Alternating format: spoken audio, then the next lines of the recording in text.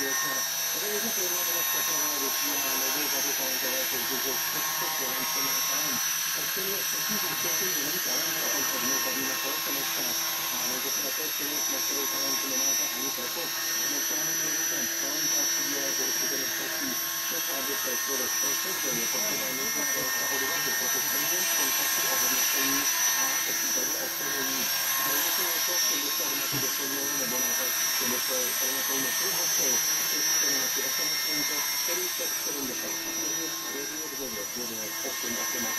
a to by mě zajímalo, že by se v žádném případě a nemohli fyzikální soutěži nespotávat nemáte 770 nebo 999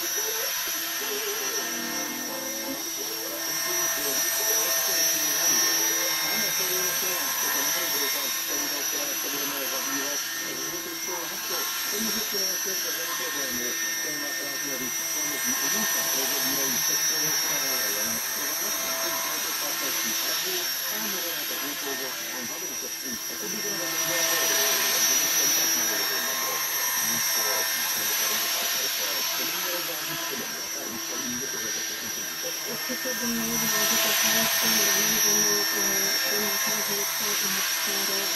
Právě proto, že máme takových těch celé řady případů, které se emancipované ženy jsou překvapené, když odjedou ve svým vývojem Afghánistán nebo můžeme nějaké arabské země, které krásí a milují.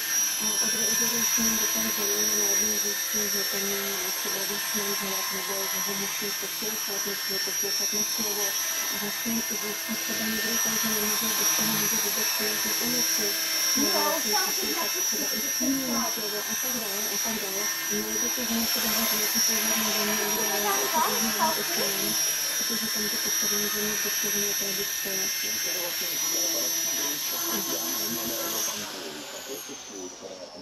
Zamilovávají se různě do mužů arabského původu, do muslimů. Co je na nich tak přitahuje?